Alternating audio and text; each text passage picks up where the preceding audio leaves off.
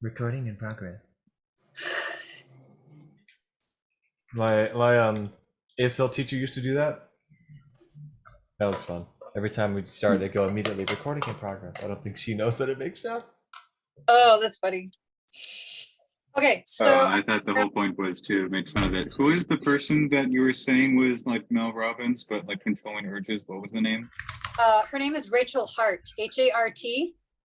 Rachel Hart. She's an expert. She's got her own podcast too. Rachel Hart and Mel Robbins did a 90-minute podcast. Their focus was alcohol, like how to stop drinking, because Mel and her husband had that issue a long time ago. But then Rachel Hart is like, well, let's take it out of the realm of drinking. What do those urges really show you about yourself? What's the purpose? And is it okay to sit with the urge and not fulfill it? Or maybe if you do fulfill it, what is pushing you towards that? And is it really a mistake to have that urge or to follow through with that urge? So it just, her perspective is understanding urges. And I really liked the way they talked about it. So because we're talking about controlling our tongue in James 3, we have urges to control it or not, right?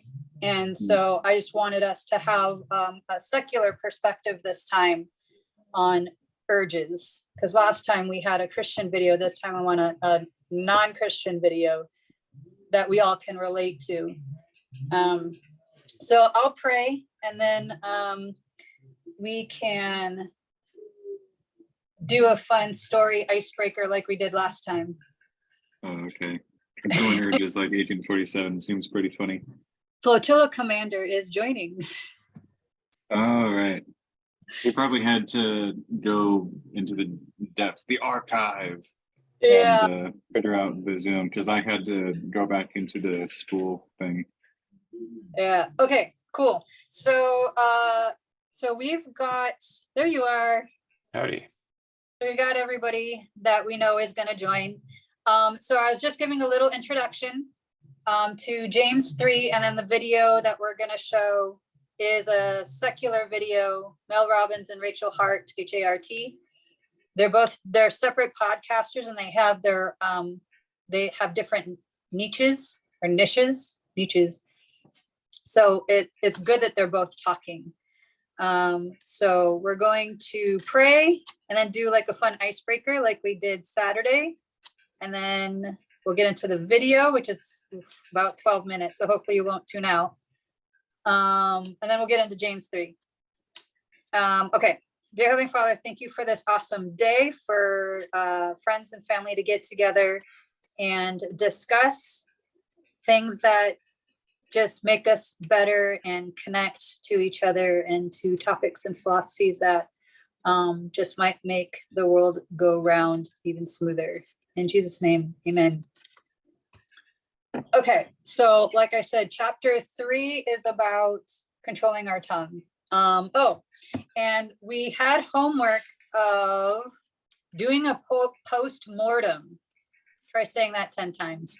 I will start first, where I had a post-mortem with Scott recently, and we have a better understanding of how to be open and understanding, literally controlling what we say or what we think or what we perceive, because we might blurt something out and something we don't intend to come across will come across. Like my words might be painful, or my tone might indicate something that I didn't say.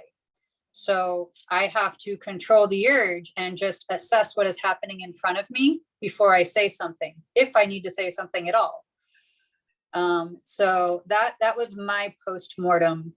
Does anyone else have one? I wrote mine down because I know it would take me too long to try and get out the idea. So I tested it. It would only take up 2 minutes, so it's fine. So I'll start now. I tried dissociating or disassociating, as in giving effort with detachment by pretending to live vicariously. I practiced being a witness. Seeing through my partner's eyes like watching a movie, engaging distance like a situation was not happening to myself. The attempted illusions for a perspective shift shattered the simulations about investment without loss, when the help I was summoned or invited to offer turned out to not be as beneficial in progress as I hoped. For a third time, I took it to have been rather detrimental, so I receded into myself, activated introspection, picked up the pieces on how I could have possibly caused my own failure, and crumbled with shame. In short, I was surprised by my own cognitive dissonance and misaligned communication. Wow, deep. Okay. Does anyone else have a post-mortem or a situation that they learned from?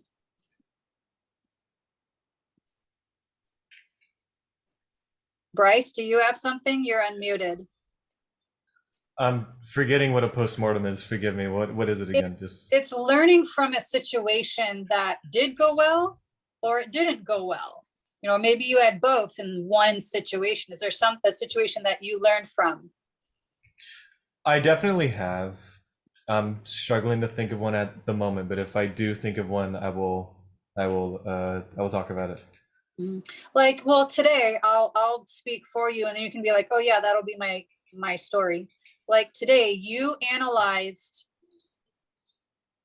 Falcor needs a collar and a leash, right? Yeah, he needs the little harness.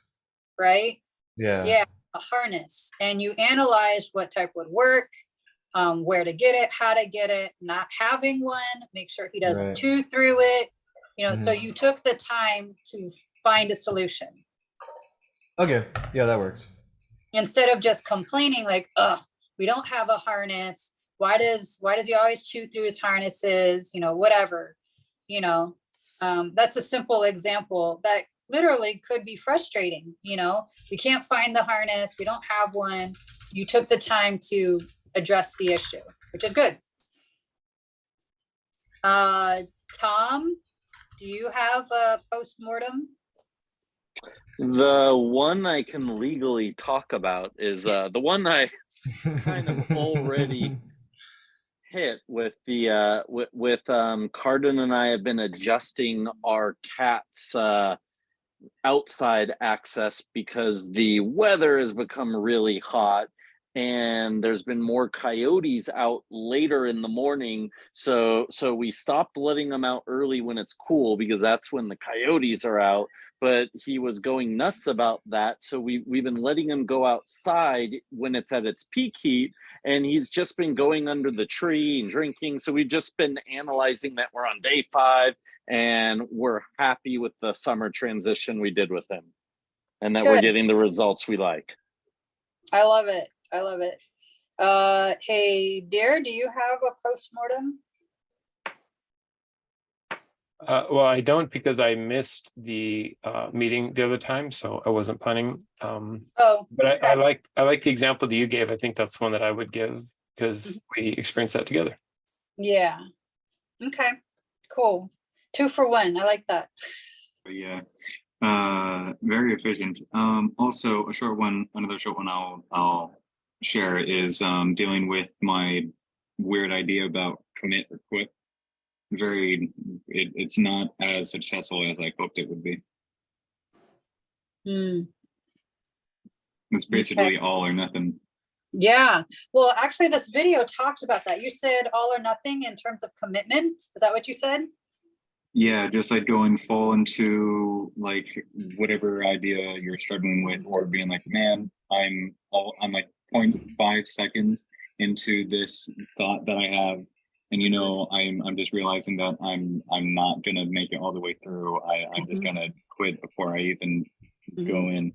The video talks about that, and it's really interesting the way they're very honest and open, where you have to think differently about your relationship to commitment, because their example is drinking or not drinking, right? But you can apply it to anything.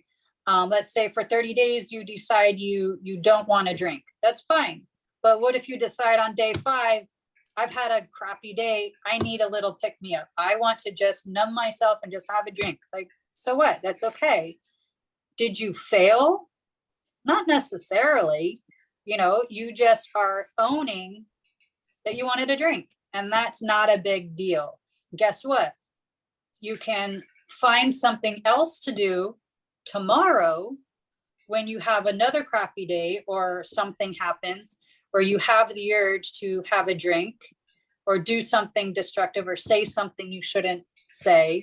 You find the tools to address that urge, right? So it's just because you may fall or make a mistake, you can pick yourself up after that, right? So you don't beat yourself up because you made a mistake or fell or whatever, right? Even though your goal is to do something or not do something for 30 days, it's okay. Don't worry about it. Don't beat yourself up, right? Well, my situation is about being very digital, and it's difficult for me to not think that way, but I can't think about anything else, and I don't like how I am now. So it's like, sort of stuck. Yeah. I think this video might help a little bit. Other conversations will help too over time, where there are ways to not put yourself in the mindset where you're stuck and I can't change, right? Because it can apply that to anything. I'm stuck. I have to have a drink. I don't know any other way to relax. Well, the idea is let's find other ways for you to relax or deal with a tough day, because let's say someone says, I'm just going to cuss anybody out just because I feel like it because I had a crappy day and you have to get used to it. Well, that's not fair to anybody, right? We have to find new ways of dealing with a crappy day or new ways of relaxing or new ways to communicate with each other, right? If you don't want to be digital, let's find a practice that can slowly change from being digital to what's the opposite of digital. First, you got to define what's digital and what's the opposite of digital, right? So, and then you just find the characteristics that you like that aren't digital, because maybe in some situations it is okay, in other situations it isn't, right? So it may not all be bad. So, okay, so I'm gonna share my screen here and put the video on. Let's see, the big green, share screen, start broadcast. Okay. Oh, I didn't do the game. So we'll do the game and then I'm gonna stop the broadcast. I want to do the game. You guys remember the game? Oh, yeah. That were there? The finish each other's sentences game. Yeah, we'll do of. it short. We want to do it. Let's do a short one. I'll start it. Let's do okay, I'll start with, all right. The fundamentals of understanding fuzzy logic. It isn't what you really think what it is. It's all about cats. Sean, you want to go next? People that are really into cats are having an investor housing crisis because ever since people decided to live in their bags of holding. Okay, Bryce, you want to throw something in there? What did Sean say at the end? I had trouble hearing him. People decided to not live in houses like next to expensive areas. They decided to live in their bags of holding. Their what? Your bags of what? Bags of holding. Bags. It's basically like a TARDIS sack. You can just like infinitely. Bags of holding? Is that what you were saying? Yes. Yeah, bags okay. of holding, where you just Bags like just shove everything in there, and there's like no weight or something. Anyway. I see. Like cat people, just like infinite cats. Whoa, a cat cannon. Anyway. Let's see. Cats are destroying the housing market. We should ban them. Okay, dear, you want to go next? Oh my God.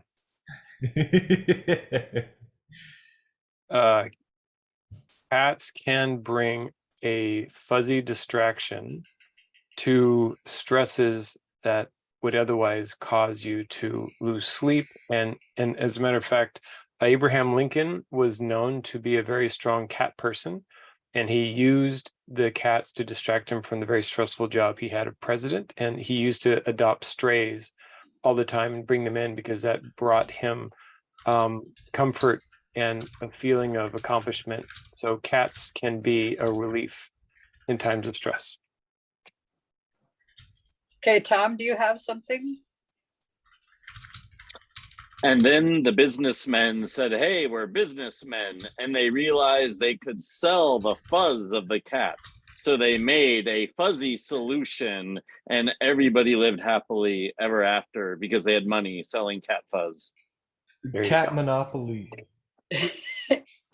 Amen. I love the story. Cat fuzzopoly. There you go. Zinger. All right, good. All right, now we can get into sharing my screen.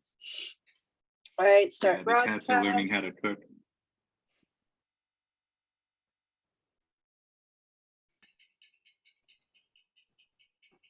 Oh, also, are we going to figure out how to edit out the texts in the event that you transition to something like that, like your messages? Would that ever pass you? Oh, yeah, I try not to show you my private ones.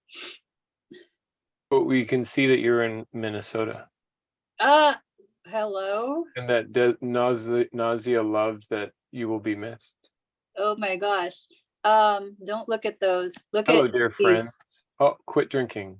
Sean, do you have a drinking problem? There you go. Drinking 200% sugar daily. That's a problem. Yeah. Yeah, okay, so this one right here. You ready? Okay. So we'll just jump cut to here. yeah. Yeah, we're starting at 1 hour in. It's 90 minutes long, but I'm not going to show you the whole thing. I'll send the link if you want to listen to the whole thing later. We're going to look at 12 minutes of it, so please don't tune out. I liked what they were talking about. This is a good portion. The whole thing is good, but you know, maybe people don't want to hear two women like talking about their problems, but I liked this part because I think it might be relevant to James chapter 3. So here you go. Which is so important because here's what I'm realizing. Do you want to know why I always lose the battle with myself? When I wake up in the morning, I say, I'm not having a drink tonight. Or I start a Sunday night and I say, you know, I'm not going to drink this week. I'll just wait until next weekend. And then Monday rolls around, 6 o'clock. I go downstairs. It's the sunset. I feel the desire to pour a gin and tonic because this is my boundary between work. I now understand what it is. When I start to get in conflict with myself, Rachel, well, you said you weren't going to have a drink, but I feel like having a drink. What's wrong with having a drink? Well, you said you wouldn't, and that's a lack of intent. I have a drink to shut that conflict down. Yeah. I'm not having a drink because I'm addicted to alcohol. I'm having a drink because I can't tolerate being in conflict with those two competing parts of me. Mm-hmm.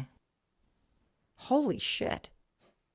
That's why the drink habit always wins, because it shuts it down.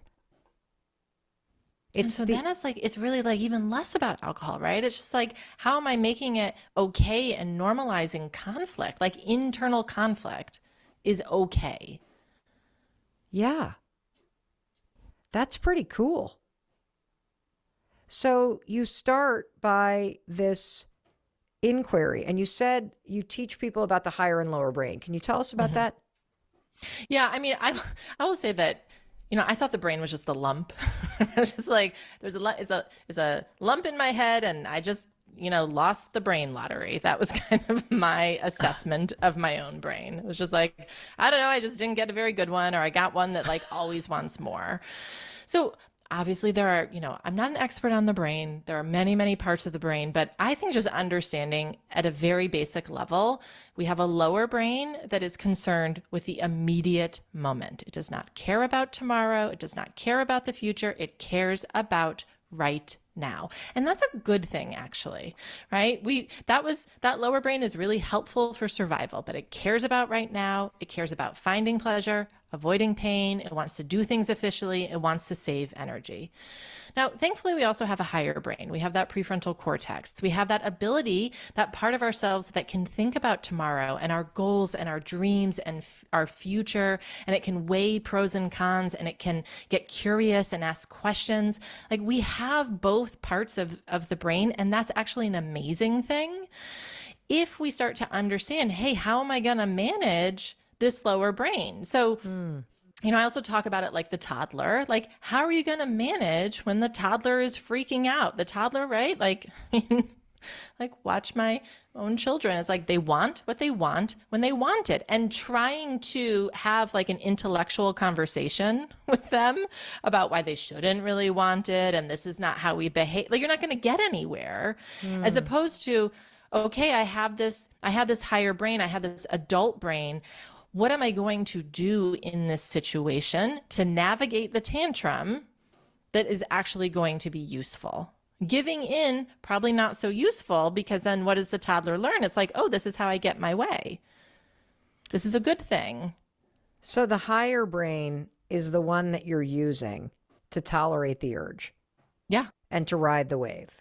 And the lower brain is the one that is going, oh, sunset, desire boundary equals gin and this is what we tonic. want. Yeah, this is what I want. You've taught me when we watch the sunset, I get a drink. This is what we do, right? I remembered. See? I reminded you. I saw a sunset and I was like, drink. Like, lower brain is doing its job. Oh my God. That's so helpful. Because it's like, I think we all really understand, like, we're not going to have like an intellectual conversation with the toddler. No, you're basically going to go, I understand that you're upset, and that feeling or desire is value, but that feeling or desire is true. Yep. And that's not what we're doing right now. That's not what we're doing. And I know this is hard, and I'm going to be here with you, and I'm going to stay by your side. You're not in trouble. You're not doing anything wrong, but I'm going to help you see yourself through to the other side. And you know what? It still will probably be a little uncomfortable, but so much less uncomfortable than like, why are you throwing a tantrum? You're not supposed to be having a tantrum right now. Is there any, I know you don't tell people what to do, but is there any prescribed method? Like when a client that you're working with says, okay, I want to try to tolerate the urges. I want to try to notice when the lower and the upper brain are in conflict and rely on the upper brain to get me through this moment where I'm going to go to a baseball game and I'm not going to order a beer. Is there anything that you tell people to do? Like, for 5 days, don't have a drink, or do you talk about specific scenarios? Like, how do you get somebody to really start practicing this? Because I can also see how this, if you've been in conflict for a long time, this could become one of those things where you think about it a lot, but you don't actually try it. Right. So I think that the process always starts with, we got to learn something. We got to learn about how the brain works. We got to learn some of these tools. I have people take a 30-day break from drinking. Okay. And I believe it's very different than kind of like a dry January or a sober October, because what I'm always telling people is the 30 days, I want you to focus on using the tools. Yes, we are using the tools to say no, but I want you to focus on, like, this is me going all in on trying out all these techniques, all the techniques to manage my urges, all the techniques to talk back to my excuses. I'm going to be using these tools, and I'm going to be discovering some work better than others, right? So I always have to be in this place of assessing and adjusting. Did that work? Did that not work? I think a lot of times what happens, you know, dry January, there can be a lot of benefits, but the point is making it 30 days. And I'm like, listen, we're doing these 30 days it doesn't matter if you drink on day number 2. That's good data, right? That means something didn't work. Let's look at what didn't work. Let's examine that and let's figure out what we need to do to prepare. Now, I will tell you, that's a huge mindset shift for people because a lot of people, they say I'm all or nothing when it comes to drinking. I actually think they're all or nothing about commitment, right? It's kind of like I either was committed and I did it right and gold star, or I broke my commitment and now it's like, okay, why bother, right? I made a mistake, so now I get to have as much as I want. And it's kind of like learning how to change means developing a different relationship with commitment. Like, okay, yesterday. Wait, say that again.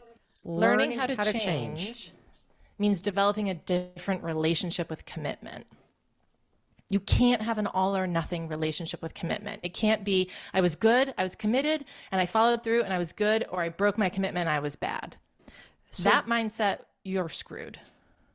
So what do you do with that person who says, okay, we're going to do the 30 days of not drinking and I'm going to try the tools? And day 8 rolls around and it's a beautiful sunset. Or it's a really bad day at work. Or you get really, really horrible news. The last time I wasn't drinking, I got news that a friend of ours died. And I was like, fuck this shit. I'm having a cocktail. So if I were doing the 30 days with you, what is the data? Like, what can I learn from that day where I didn't keep my commitment to myself? Yeah. Okay. So there's a process, right, that I have people go through to actually look back and understand what was happening in the moment, right? Like when you were saying, fuck this shit, what was going on? What were you saying, fuck this shit to?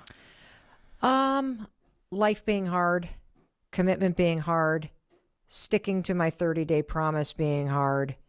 Probably if I go a little, that's at the surface. If I go a little bit deeper, it was being really pissed off and really sad that my friend had died and wanting to just like numb it out, like not have to feel anything, and sticking to a commitment or changing, like developing those new neural paths. That's hard work.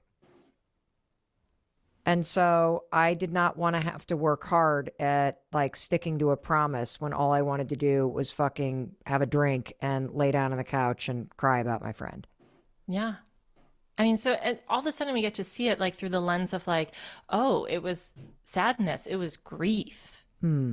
It was the belief that like this emotion is too big. It's too much. I can't handle it. I don't want to be with it. I shouldn't have to be with it, which also so normal. Yeah. And so it's like, yeah, of course your brain went to the thing that it's like, I know how we get out. Like, I know the shortcut. Here's the shortcut to not have to feel our emotions. We have the drink. That's the lower brain, right? Yeah. That's the lower brain going, I recognize this pattern.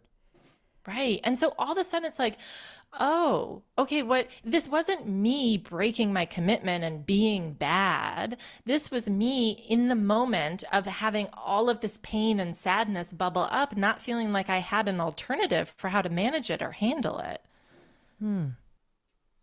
How does recognizing that help you have a stronger muscle when it comes to commitment? Well, because you're right, because I'm sitting here going, I totally agree with you. All or nothing when it comes to commitment. You're either good or you're bad. You either have integrity or you don't. You either stick to your promises or you're a fuck up and you never will. Like, like that kind of thinking. And if I take on a 30-day challenge and I fuck it up on day 12, then I fucked up the whole thing. Right. But remember, what did I say the goal of the challenge was? It's not to not drink for 30 days? No, I know. It's like, isn't it to not drink? It's not drinking, right? We said not drinking. It's not drinking. The goal was to use the tools. Use the tools. but I didn't committing lose to the using tools, the so I tool. actually didn't do the challenge. See how quick I am to like go bad, Mel. Okay, so now we don't, so like this happens on day 2, so day 3 we can't go back to using the tools? Yeah, we can. Yeah.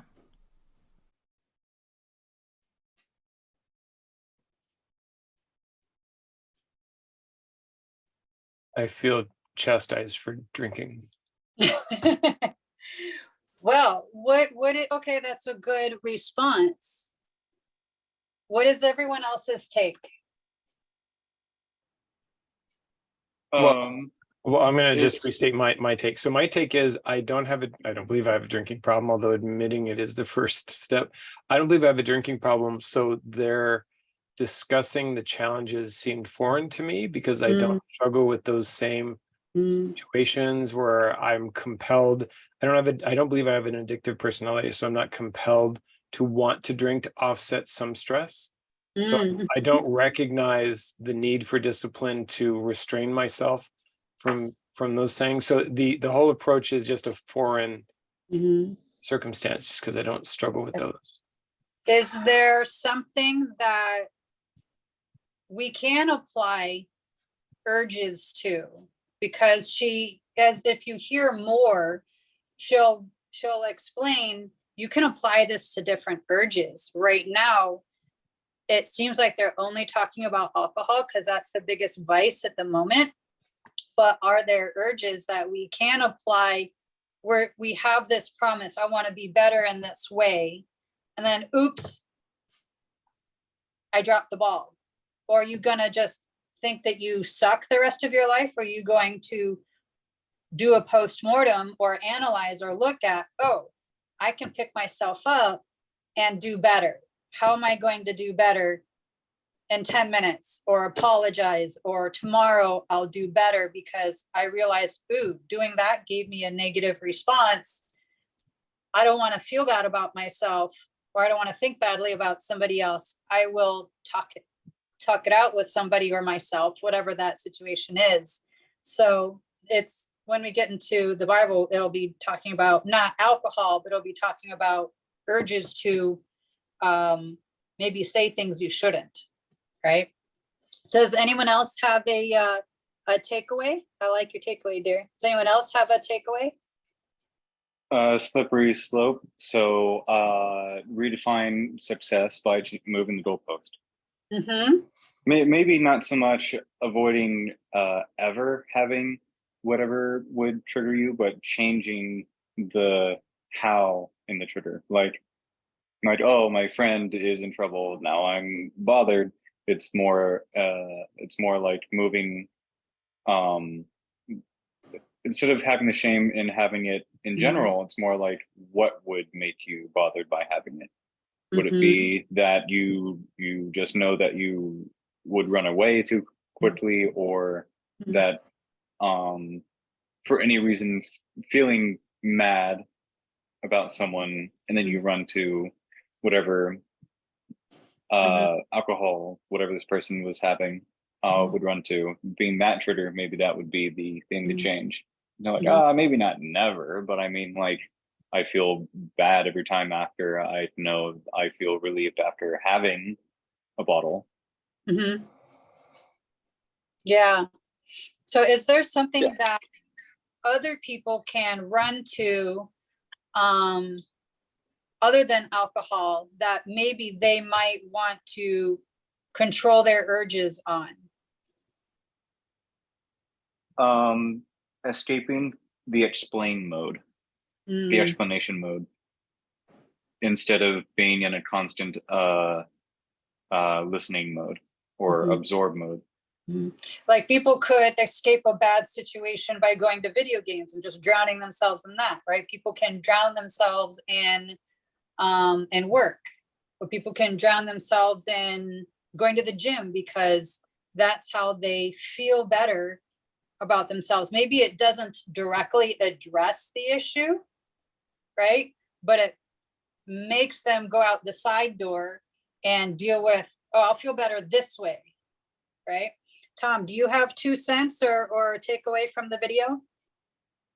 Just the takeaway part that I kind of liked was at the end when she was saying like, yeah, you drank a few days in, but you know what's the point of this 30 days? And it's, I think a lot of people think it's to get a result, when her message was it's to work on the coping skills, it's to work on the process. That, you know, we get locked, we get discouraged when we don't see a result, when sometimes the focus is to work on the process. And Mhm. so that was my takeaway, that sometimes working on the process, focusing on the result gets in the way of you know, fine tuning ups and downs you encounter in the process. So that's my feedback. Yeah, no, I like that, because when we say, okay, I have this commitment, no chocolate for a month, whatever, right? But then 6 days in, you're like, oh, I'm just craving it. I gotta have it. Oh, it's only a little bite, or it's only one bar. It's like, okay, you know, that's fine. Well, Just yeah, like what, say you have a candy bar every day, mhm, and you're like, I'm gonna go 30 days without. And mhm, 6 days in, you cave and have a Kit Kat. Well, mhm, well, guess what? You could still be like, let me focus on the process. I don't want mhm, my life to be this way. And you know what? You could stumble 3 or 4 times in that month, but guess what? As a net whole, your life's getting to more where you want to be, and you know, you've had it 1/4 as much. mhm. So Yeah, exactly. It's not just the end result and depriving yourself. It's the process. And that's what all of life is. Like, I'm in this 6 month um uh program with Mel Robbins. It started in the beginning of May, it'll go to the beginning of October, where this program is called Launch. And you can do anything that you want in this launch program. We spent 30 days in the beginning, they called it a 30-day sprint, where you pick a project, and it can be expanding your business, or it can be decluttering your closet, whatever you want that project to be. And you spend 15 minutes a day on it in a bite-sized amount of time. And a lot of people, there's like 2,500 people in this project that spent $1,000 to work with her. So she made a lot of money.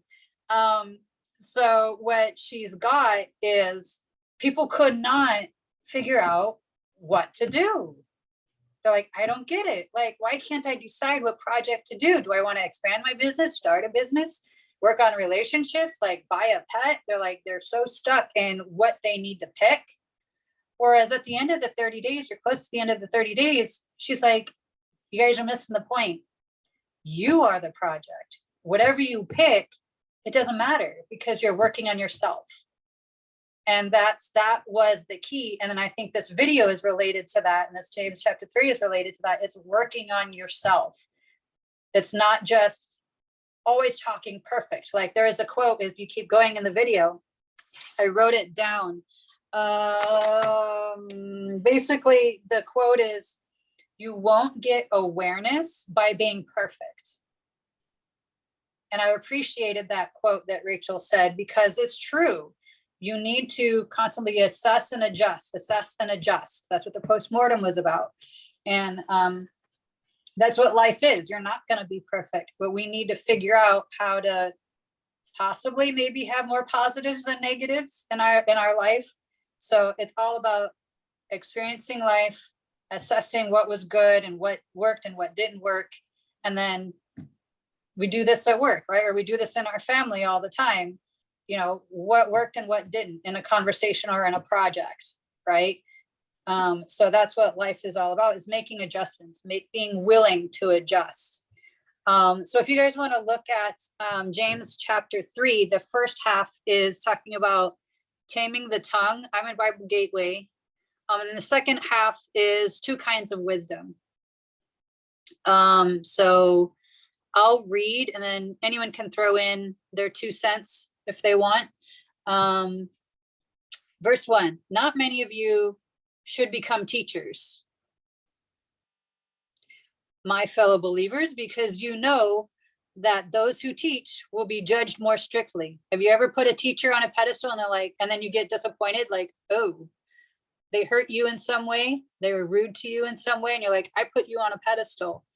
now you're not as good a person as I thought you were. We all stumble in many ways. Anyone who is never at fault in what they say is perfect, able to keep their whole body in check. When we put bits into the mouths of horses to make them obey us, we can turn the whole animal, right? You control the animal when you do that. Or take ships as an example. Although they are so large and are driven by strong winds, they are steered by a very small rudder wherever the pilot wants to go. Likewise, right? We had a couple metaphors. Likewise, the tongue is a small part of the body, but it makes great boasts. Consider what a great forest is set on fire by a small spark. The tongue also is a fire, a world of evil among the parts of the body. It corrupts the whole body, sets the whole course of one's life on fire, and is itself set on fire by hell. Oy, gets a little crazy there. But basically the message is, be careful. We're not perfect. It'd be nice that we were perfect, but we're not, right? And we have to pay attention to what comes out of our mouths. It may be, 6 inches long or a foot long or whatever, but we need to control it, or else it'll control us. It'll control our destiny, right? It'll control the whole ship, like the rudder and the pilot. They control something bigger, right? It can crash, it can burn, if we don't master the tongue. So on that topic, I noticed, and I have this observation work. I work with a coworker who swears a lot. And I mean, even today she was talking and she just likes to color things with swear words. And to me, it discolors it. And what I noticed is it elevates the person who's swearing over those who report to her. It sort of creates this element of like, I am a tough cookie, I'm swearing, but it lowers that person when they're dealing with superiors. And I noticed in this conversation with Mel and her advisor that the swearing was distracting and unnecessary for me. But that's just my personal thing. So I noticed that I kept counting the swear words more than really, they were unnecessary, and it didn't amplify it. To me, it detracted from. So to your point about controlling what we say, and what we say is important to impacting what we do, in this example here, if they did not swear, it would probably have had more credibility. They try to simplify it. No, it's credibility. It just credits, like when Trinity swears, it's like it's unnecessary. And so I would throw a bunch of swear jars at this person I was trying to discourage at work. I threw at least 50 swear every time she swore. I would grab a different graphic about a swear jar, and I kept throwing it at her. And so she got the point, but she didn't stop swearing. It's just burned into her personality. And when I swear in a meeting, it's very rare, and people call it out. I was like, "Oh, are you okay? You swore in a meeting?" I was like, "Yep, no, good point." It's just unnecessary. Yeah, more so spend your energy explaining what the situation is. Yeah. Yeah, like in this launch program, Mel, in the first 30 days, she did a daily video. Sometimes it was 5 minutes, sometimes it was 15 minutes. And people did comment. They would send emails or messages to be like, "Hey, I love your message. Do you think we could tone down on the swearing? What do you think? Because I love what you're saying. It's very motivational. It's very inspiring." And then she actually did respond in a video. No. To all you haters out there, pay me to stop saying that. Because the people were constructive in their feedback. She said, "I totally get where you're coming from. Thank you for the feedback, because I don't want to be a stumbling block for anybody. I don't want them to miss my message that is positive and is inspiring. I will cut back." And she cut back 99% of the time. Once in a while, she'll throw a word in there. But she did cut back a lot, and she did respond positively to the feedback. So do you see that the conversation today was significantly fewer swear words or resumed frequency of swear words because she's gotten back into her habits? This was before that conversation. Oh, okay. Yeah, this was before that conversation, not part of that program.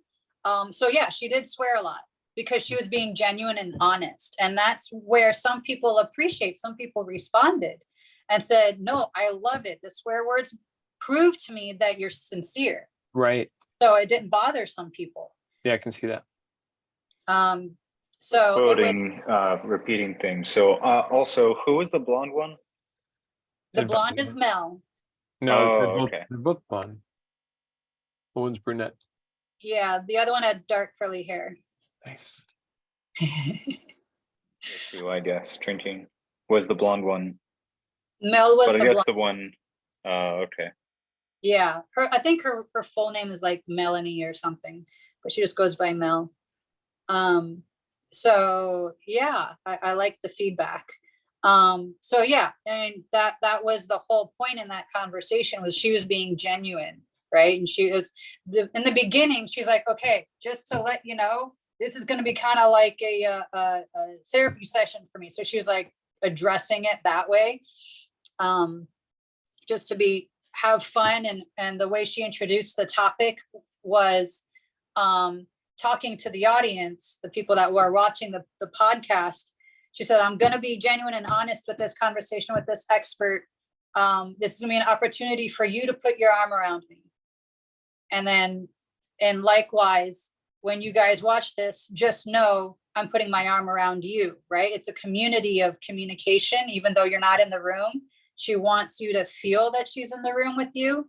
And that's her take, or her way to communicate with people, and making people feel like they're included in the conversation or the topic, which is what I like, which is kind of cool. What? I said, oh yeah, that's good. Yeah. So if you guys watch the whole video, you'll see that. Verse 7, all kinds of animals, birds, reptiles, and sea creatures are being tamed and have been tamed by mankind. But no human being can tame the tongue. It is a restless evil, full of deadly poison. I'll read that again. All kinds of animals, birds, reptiles, and sea creatures are being tamed and have been tamed by mankind, but no human being can tame the tongue. It is a restless evil, full of deadly poison. We all can experience bad situations, right? We all have experienced and still will experience hurt by people's words. There's a parallel to another verse in the Bible that says, basically, a person's heart is deceitful above all things. Who can know it? And it's a big deal, because what's inside of you most of the time will come out, whether you mean to it on purpose. It will. You have to do a really good job to hide who you are, because whether you're poisonous or happy, it will come out. I'll continue with verse 9. With the tongue, we praise our Lord and Father, and with it, we curse human beings who have been made in God's likeness. Out of the same mouth come praise and cursing. My brothers and sisters, this should not be. Can both fresh water and salt water flow from the same spring? My brothers and sisters, can a fig tree bear olives, or a grapevine bear figs? Neither can a salt spring produce fresh water. So they're discussing, James here is discussing to the diaspora, right? The Jews that have dispersed from Jerusalem, from the torture that they were experiencing. He's discussing this conundrum that they're in, or the perpetual evil, but also good. It's like, come on, pick it. You got to be careful, control these urges, control this one body part, We understand that it's not easy, but we've got to do it because your community needs you to. Your soul needs you to. God needs you to. You were created in his likeness.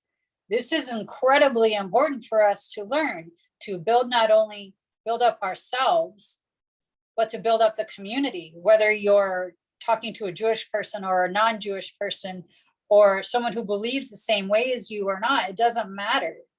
We need to control this because he's not talking about little white lies. He's talking about evil, right? I mean, we could probably think of the last time someone spoke something very hurtful to us.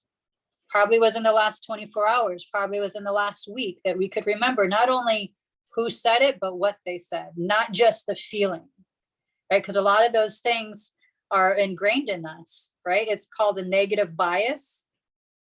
Those things hit us harder than positive things. If I tested you guys right now and I said, think of a situation that made you feel a certain way. I'll be very generic about that. The last thing you experienced that made you feel a certain way with somebody else, would you think of a positive thing or a negative thing? What's the question? What's the scenario? It's a very generic scenario. What if I said, think of your last situation with somebody? Yeah. A positive situation or a negative situation? What's the first thing that comes to your mind? A positive situation or a negative situation? 90+% positive. So it would be positive. Bryce, do you have a situation? What was the situation again? The question is, if I told you, think of a situation you had with somebody, what's the first type of situation that will pop into your head? A positive one or a negative one? Oh, that entirely depends on my mood.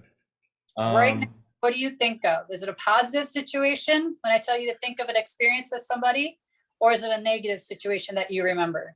Off the top of my head, the first thing I think of is walking Falcor in like 95-degree heat. So whether that's a positive or a negative is up to you. No, it's your experience. How would you judge it? It's your experience. Positive. Okay. Because I do not walk him nearly as much as I should, but now that I have the harness, I do it a lot more. So I'm a fairly solid 82% positive guy. So the one that comes off the top of your head is a positive situation? Yeah, I'm in a good mood. Okay. Sean. It was probably like yesterday where I was pointing out some grammatical fallacy. I'm like, no, you can't put those two together. Stop it. Don't do it like that. No, when you use one, don't do it again. Use a different one. Don't use conflicted with. It's annoying. Mm-hmm. But then it also reminds me about a situation where this policeman in some video, I don't remember how it crossed me, probably in school, it's freshly in my head, where they were saying like, man, I'm just trying to figure out how to like not kill people, but like I use my I have my handgun duty hand, and I don't ever shake hands with that because I don't want to make deals about people living with my dirty deeds hand. I don't want to do that, so I always shake with my left hand or my offhand or something. But then, as far as I agree with that, I would also look into thinking like, man, just figure out how to not kill people, or figure out when to not kill someone as a police officer. That way you can hug your friend with your duty hand. So is the last situation you had with someone a positive experience or a negative experience? What's the first thing that comes to the top of your head? Positive? Negative. That's what I thought. Okay. It's just a survey. So 4 out of 5, we can extrapolate this if you want. This is our scientific research. 4 out of 5 people think of positive situations when they're given the test, which is kind of cool. Okay.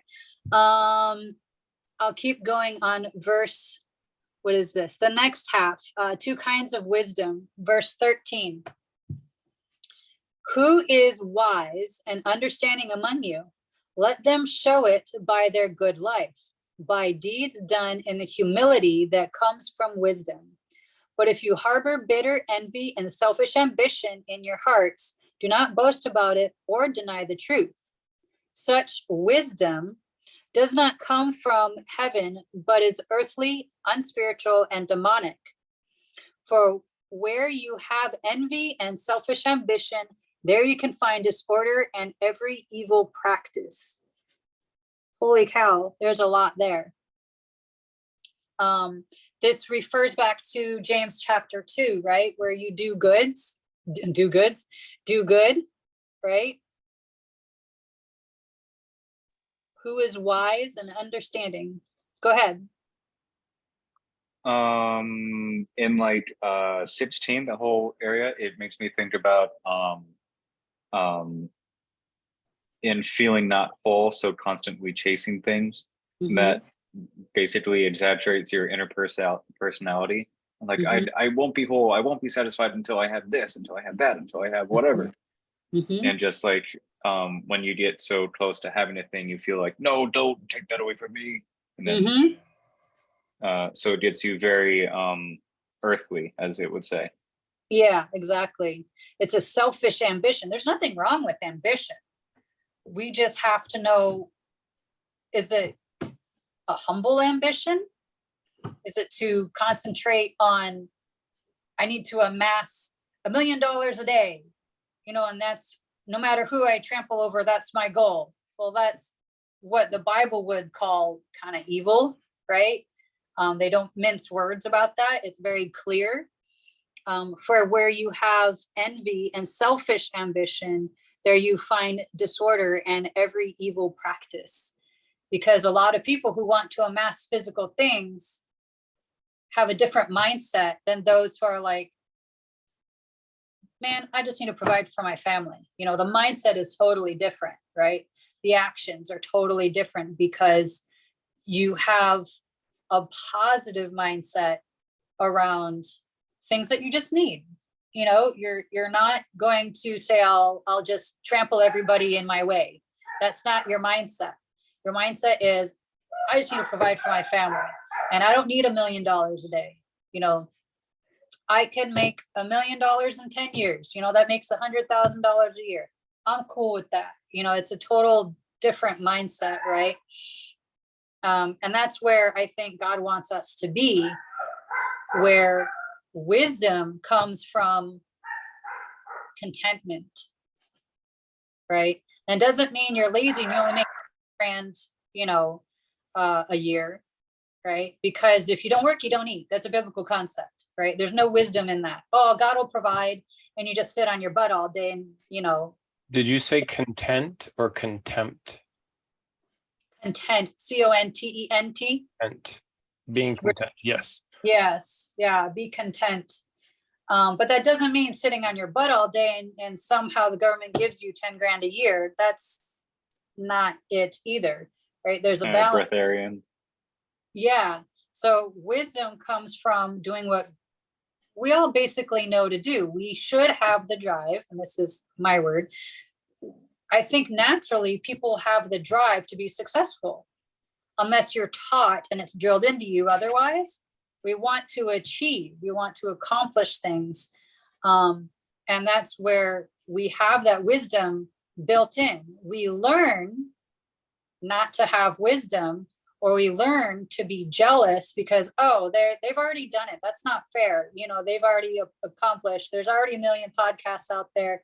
You know, I'm jealous of the person that already makes $1 million a year, you know, whatever. So therefore, I'm not going to do it. That's going to stop you. That's not wise. Don't compare yourself to other people. That's demonic in that sense, you know, that self-doubt, right? I'll continue with 17. But the wisdom that comes from heaven is first of all pure, then peace-loving, considerate, submissive, full of mercy and good fruit, impartial and sincere. Peacemakers who sow in peace reap a harvest of righteousness. Well, that's a huge mouthful. If we can feel or understand or experience any of those positive words in our lifetime, I think we're doing good. Yeah, be chill, be a hippie, bear no wrath. The fruit that the what is it? The grapes of wrath? Yeah, that's the fruit you're not supposed to have. Yeah. Well, read that book. It's an interesting book. Okay, I want to go around to each person, and I want to hear a word or a sentence. What comes to mind when you think of something that is all pure? Angel. Angel. Okay. Anyone else? A big, clear, round ball in glass. Big glass ball. Sean or Tom? Integrity, or something sterile. Mm-hmm. Something I'll not go diluted. with the pi symbol, which goes on forever. I think of, I like all your examples. I think of oil, like pure canola oil or whatever. That was the first thing that came to mind was oil. I thought my ball thing was a little funny. Oil is not what I think of.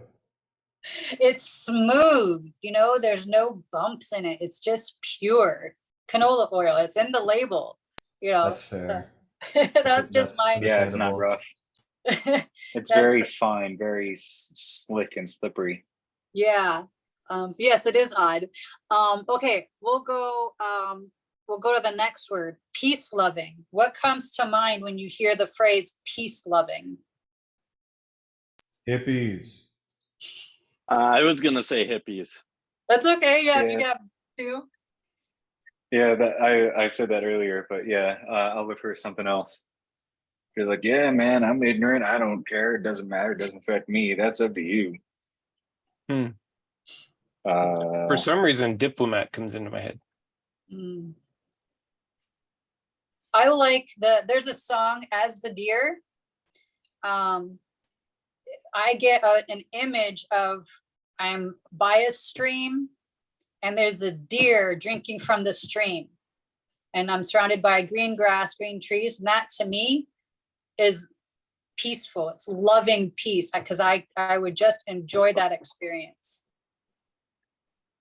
Minimalism, or living in the forest as a farmer and not having ultra crazy stuff to worry about.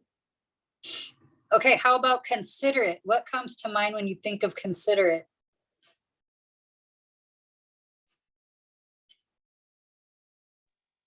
Gifts.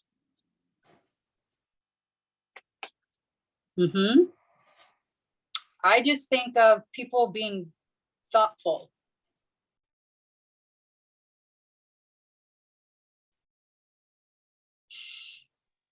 Double checking to make sure the gift is on their actual list. Yeah. So what's the word? The word is considerate. What comes to mind when you think of the word considerate?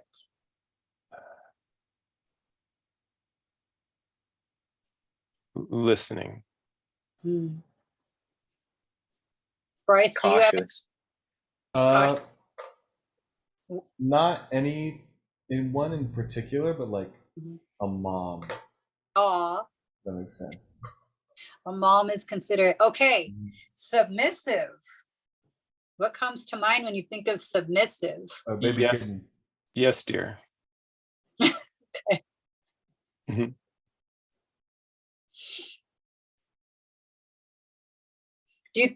Do we think of submissive as positive or negative?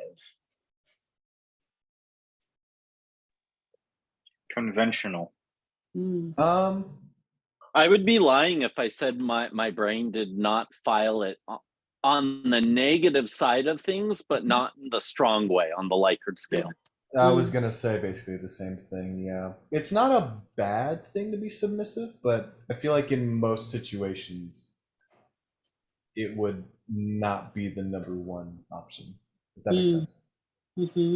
So in this situation, what is James saying we should be submissive to? To a bad character or a good character?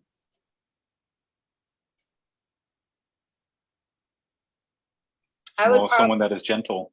Yeah, I would probably say someone we respect, so we're willing to be submissive. Someone that doesn't have to rush into being the first. Get out of my way, I'm taking that lane. Yeah. Well, when nobody drives and nobody crashes, there you go. There you go. Okay, so the next phrase is has two things in it: full of mercy and good fruit. What do we think of with those two things? Full of mercy and good fruit. Mercy is like the doctor, where he is trying to convince the villain and save the villain from committing a great catastrophe. So it's like, look, this is how you can be a cool, good guy and not just crush the world because you were feeling bad for 5 minutes. You doomer, knock it off. Or Luke Skywalker. Trying to save the villain. Explain how there's still light in you. Mercy.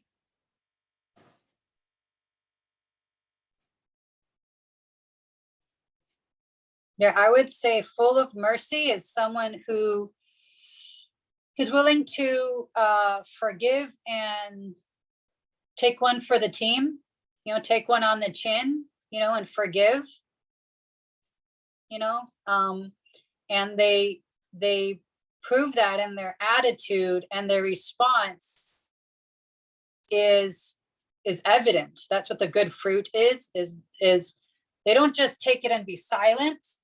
You can actually see their reaction in what they do, right? They'll say something, that's their action, the fruit, the evidence of their mercy, right? It's like someone did something bad to you and they actually do something positive, maybe not back to the person that hurt them, but they're still willing to be a good person.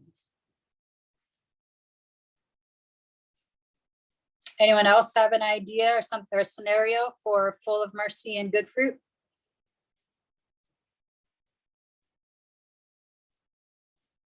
So you want a scenario? What does it mean? Either one. What comes to mind when you hear those words?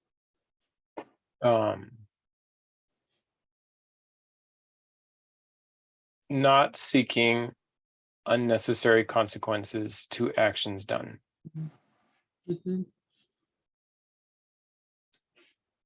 Okay. That doesn't mean there aren't consequences to actions. It means like not seeking unnecessary, excessive consequences. Not nuking. Yeah. Yeah. Okay. So the next one is impartial and sincere. Reserved judgment. So I'll finish I'll put it in a better phrase. Verse 17 includes all this whole list, but the wisdom that comes from heaven includes being impartial and sincere. So what is being impartial and sincere?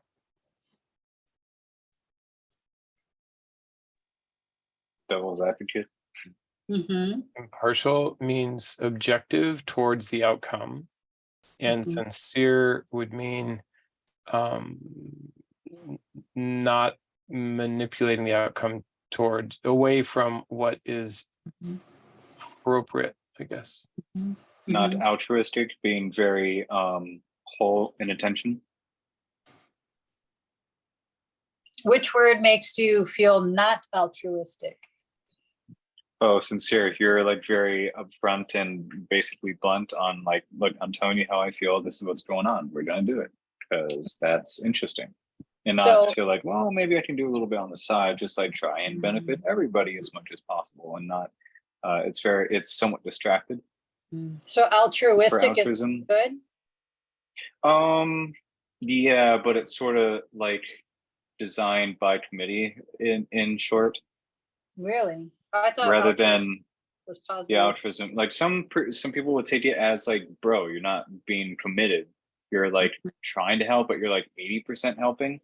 You're like you have a little bit of leak there, but then also I would feel like, look, man, some people don't want to go that far, so we'll just draw back a little bit.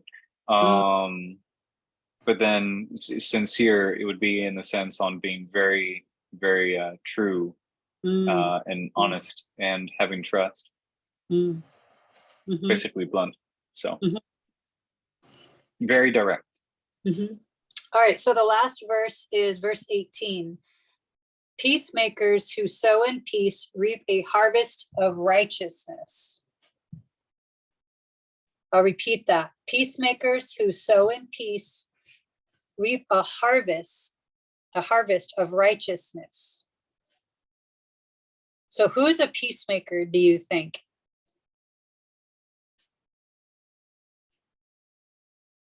Martin Luther King Jr.?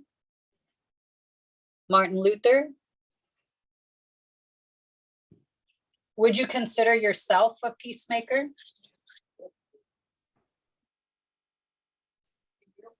It's interesting because Martin Luther King was actually more of a resolver than a peacemaker. He did not want peace. He wanted equality, which are different.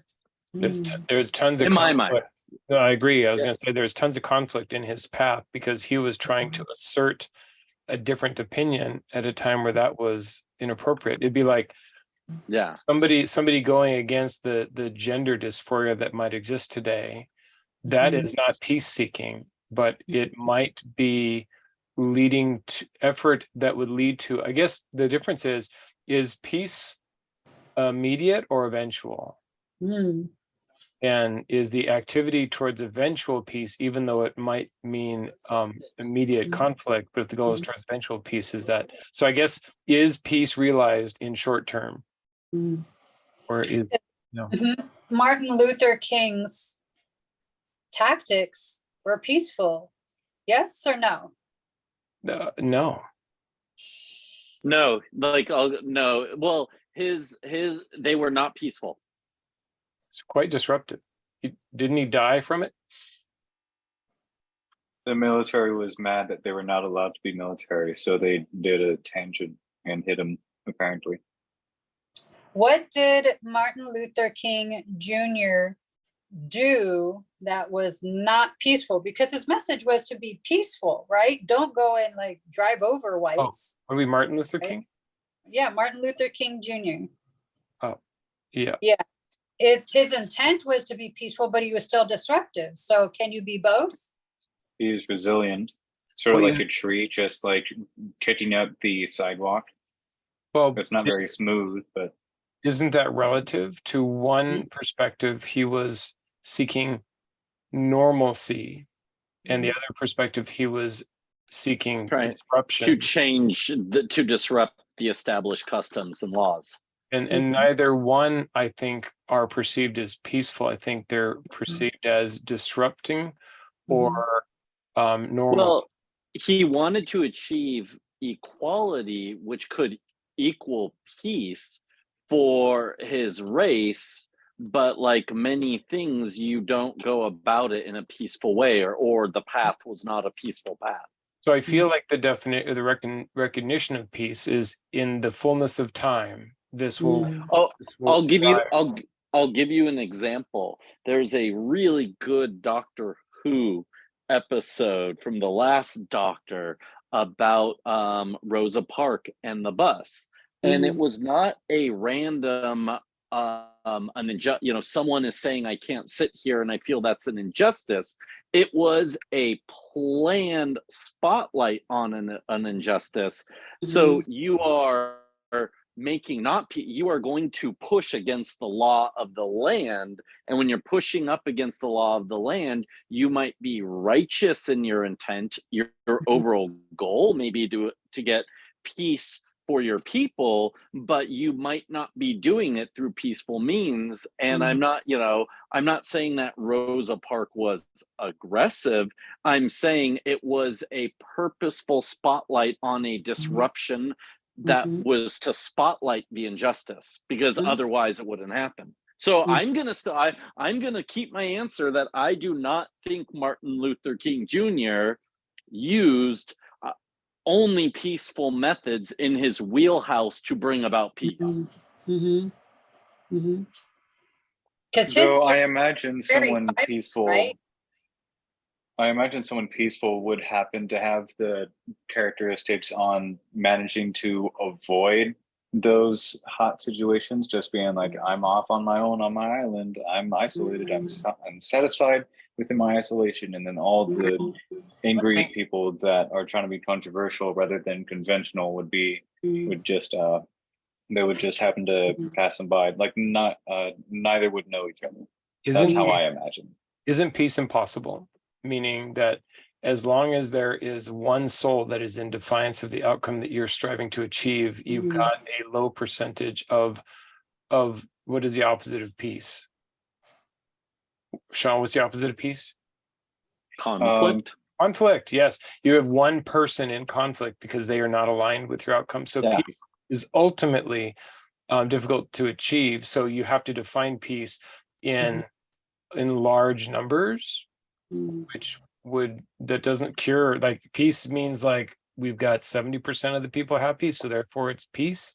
But you've got 30% of the people that are not peaceful, and so they're in conflict. And so I think peace depends on the scope. I can be at peace because I am one. Can two people be at peace? Yes. If the two are aligned, then there is peace. If one is peaceful and the other one is in conflict, well, then there's no peace. Can you do it with three? Yeah, but then the three would have to be. So as you include more and more people in this population sample, it's harder and harder to achieve peace. If you look at our political situation, we are so bizarrely divided. And it's not even divided on principle. We are divided on interpretation. It's just it's a fascinating lesson. You say 70 and 30. I also full-heartedly believe, not exactly what the number is, but that morality is a number. It's a calculation. Whatever it is, I just know that it is a calculation. I like your example, dear, of peace in the fullness of time, because that's what this verse talks about. Peacemakers who sow in peace reap a harvest of righteousness, which means it's not immediate, right? These people back then, they were agricultural. They understood the metaphor of the harvest. It's going to take time. It's going to take a season for the peace to come, just like it takes time for whatever, sunflowers to grow or for the wheat to grow. They understood that, right? So you're going to throw seeds out there, seeds of peace, and over time, you'll experience righteousness. And I like that imagery that you brought up, because it goes right in line with the verse. So gold star. Nice. Favoritism. You're married. That's not fair. He knows how to make the teacher happy. So that's the end of the chapter, which is kind of cool. Does anyone have a last minute thing they want to add before I pray? Seems kind of difficult that we're actually going to be able to keep this like closely to an hour long, because I think there are some parts that we can flip out. But then it feels like, well, we tend to like start recording like the actual thing for 10 minutes in, and then there might be some extra stuff that gets snipped out, so we might actually have 20 minutes missing once this eventually gets up. So I just know that for people that would eventually try and do this in a bigger group, it should have some confusion over like, oh, I thought this was an hour class, not an almost 2-hour class.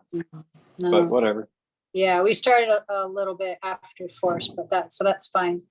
Okay, I think homework is good, or a takeaway for next week. Similar to the video, I thought was kind of cool was this 30-day thing. She's like, once you get into the end of the video, she's like, let's just talk about how not to be mean to yourself or judgmental. If let's say you have this 30-day goal, let's not beat yourself up when you quote unquote make a mistake or fall. So between now and the next time we meet, I want to see if we can catch ourselves and not be mean to ourselves or too critical of ourselves. And tell us next time we get back together, maybe you want to jot it down, like, holy cow, I noticed 3 times a day, I wanted to be incredibly self-critical, or I wanted to knock myself down, or, you know, whatever. Bring that back and help us. That'll help us understand the negative self-talk that we have. And I think that'll help us be better to ourselves, because if we want other people to be better to us, we should first learn to be better people to ourselves, because what we say starts in our mind, right? So that's kind of our homework. All right, so I'm gonna pray and then stop recording. Dear Heavenly Father, thank you for our time together, our good discussions on urges and the tongue and political people and the culture that we live in right now. And thank you for the discussions on wisdom that we have. And hopefully the takeaways that we have will help us be stronger, better people, friends and family. In Jesus' name, amen. Amen. Okay, I am going to stop recording. Bye-bye. You can't turn your camera on now, loser. You haven't had it on this whole time. Turn that back off.